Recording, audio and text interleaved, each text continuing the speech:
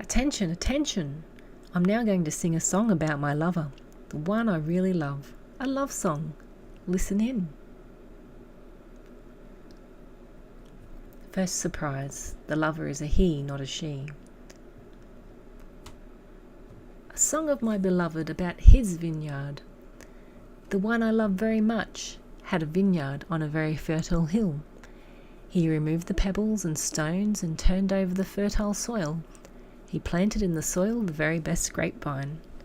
He built a tower in the middle of the vineyard from where he could keep close watch and maintain the vineyard, and he built a wine vat for pressing the good wines from the grapes. Second surprise, a fertile hill that gives bad grapes.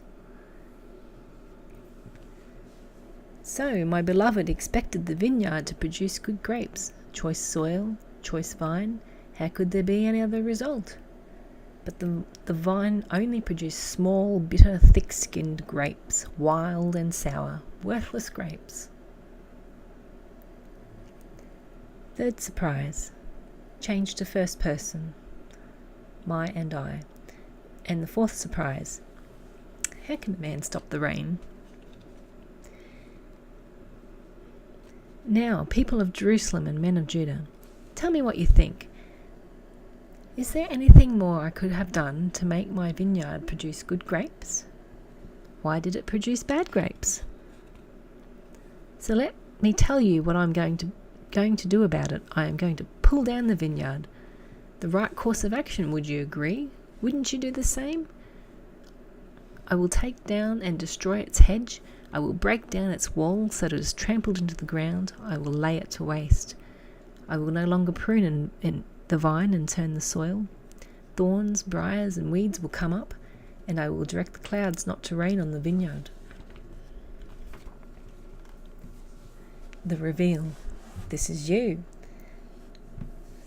For the vineyard belongs to the Lord of hosts. The vineyard is the house of Israel, and the delightful vine he planted is the men of Judah. The Lord looked for the good grapes, he looked for justice and righteousness, but instead he found bloodshed and cries of distress, worthless, bitter fruit that needs to be cut out. So, what are the wild sour grapes? Sour grapes, number 1, material pursuits, a focus on business and pleasure. Greed and monopoly of property. How terrible for those who seek to monopolize by acquiring house after house and land after land until they have acquired all and there is no more room for others, and they end up living all alone in the midst of the property they have acquired. In my ear the Lord has sworn, it is a sure thing that these many houses shall become deserted and derelict. Even the most grand and beautiful houses will be empty. This is because the land will be barren and will not produce what is needed. With all of their excessive property, they will have less than what they had when they had little property. For 1 acre of vineyard will only produce about 2 litres of wine, while 10 buckets of seed will only produce 1 bucket of grain. Living a drunkard party lifestyle.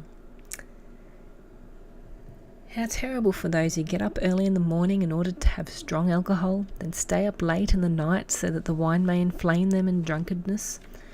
They throw a feasting party, drinking wine and listening to the music of many instruments, stringed instruments, harps, flutes, and tambourines.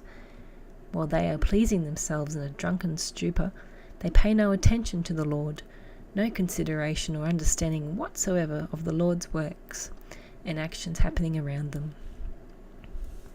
So as a result, my people go into captivity and exile from the land, since they are so short-sighted and without any understanding, giving no regard to the Lord. They do not know what is happening, what God is doing. They are in spiritual famine. So now they will also be in physical famine. Although they now are comfortable and have banquets, it will come about that even those in high position will be without anything to eat, and the whole population will be parched with thirst. The results.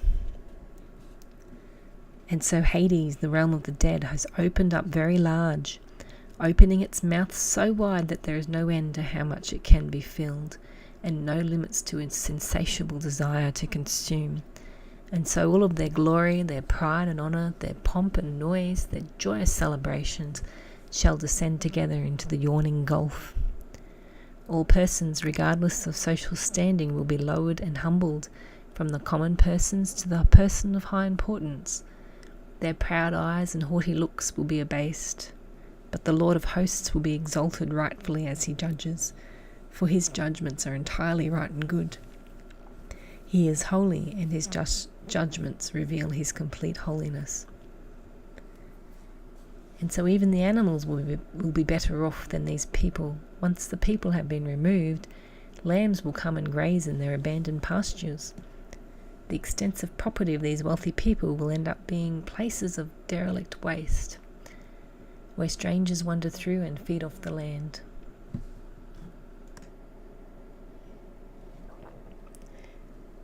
Sour grapes number 2. Mental perversions.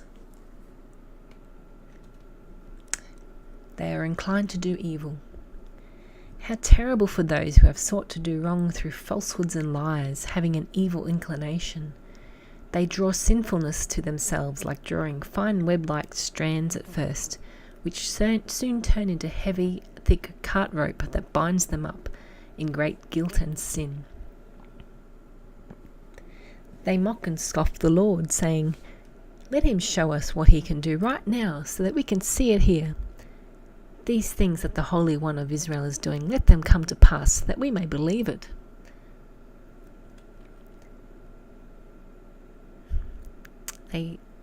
They set their own standards and are clever in their own sight.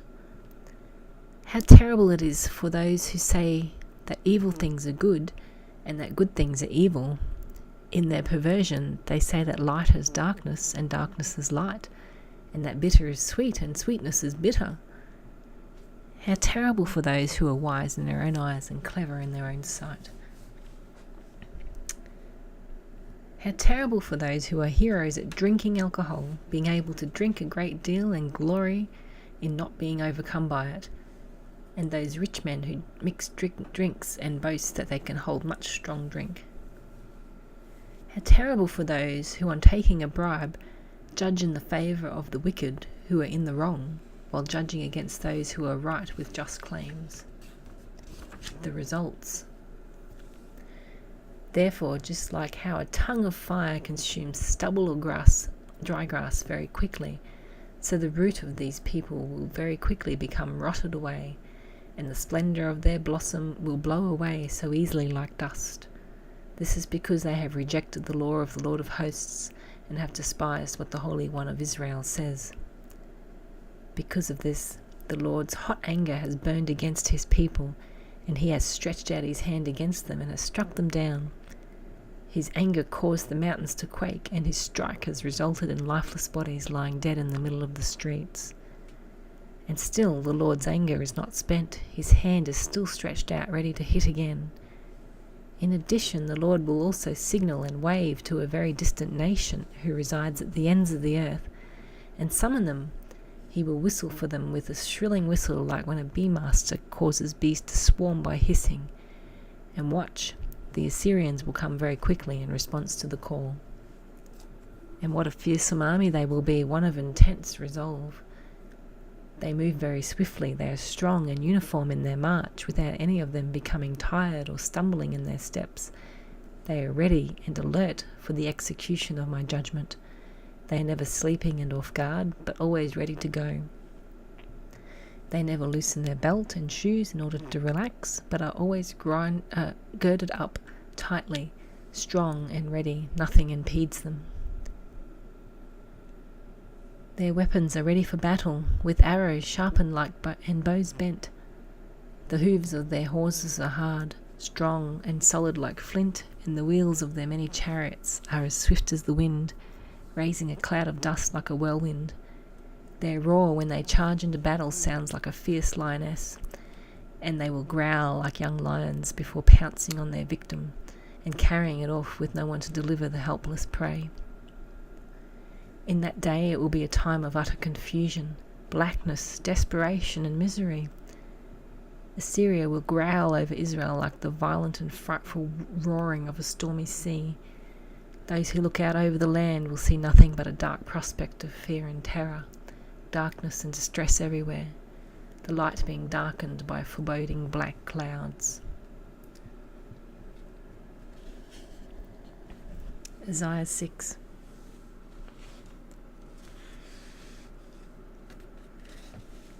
Background notes on this. King Isaiah